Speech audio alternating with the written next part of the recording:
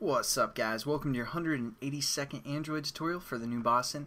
And just quickly to show you guys what error I was having. For this one I said 631 and it's supposed to be 632.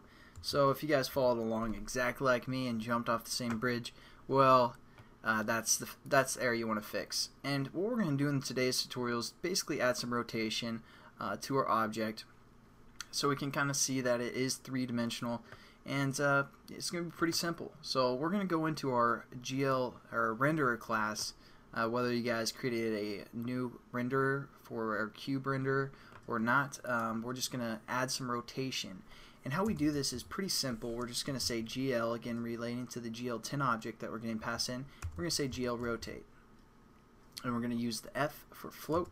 And the first parameter here is the angle. So we're just going to say, I don't know, whatever angle you guys want, and then we're going to say which axes it affects. So if you guys want it to the rotation to affect the x-axis, we can just put like 1, and if we don't want it to affect the y-axis, we're going to put 0, and the z-axis will also have it affect that as well.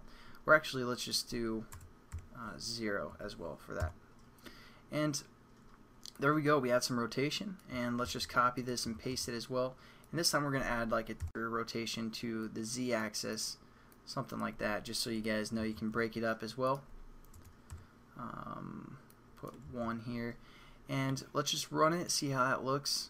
And I'm also going to show you guys another just quick tip that you can actually relate to the actual time. It was what you're going to want to do when you're working with like velocities and such. You don't want to just have it run off the system because your CPU might be slowing down and all that good stuff. So you actually want to run it off of real time instead of CPU time. So hopefully we can run this application. It's kind of taking a while here.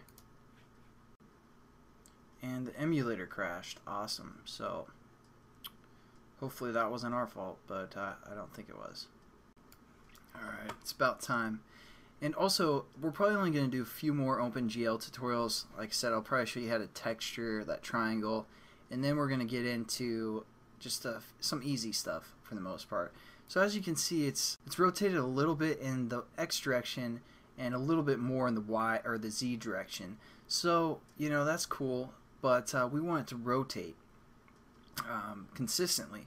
So what we're going to do is we're going to rotate according to time. And this is a little method or a trick that I learned from basically the Google developer page. Again, I'd highly suggest by now you guys can probably read through some of that code and learn a lot through the sample code that they have to offer. But what we're going to do is we're going to set up a variable called time, and it's going to be a long. I'm just going to say long time like that, and we're just going to refer to the system clock. So again, just system clock. I believe we did something like this with our stopwatch application, and we're just going to say dot update time, and we're going to get the modulus of this, so we're going to divide it by 4000 L, and then we're going to say float angle, and we're going to set this equal to 0.009 F times the nth value of time.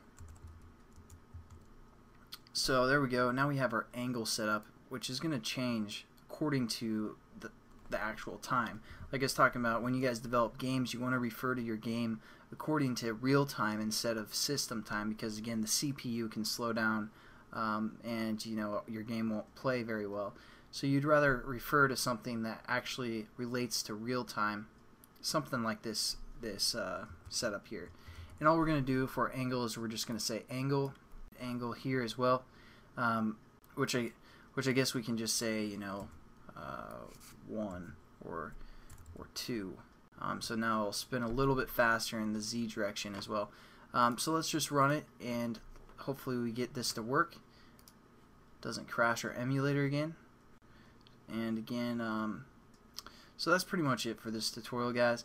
As you can see, add some rotation, which is being updated by real time.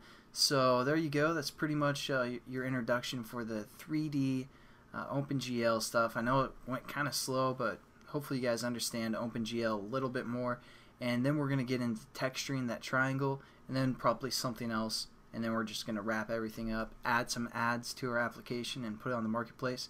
So that's what you guys have to look forward to, and I'll see you guys in the next tutorial. Hope you have a good one. See you later.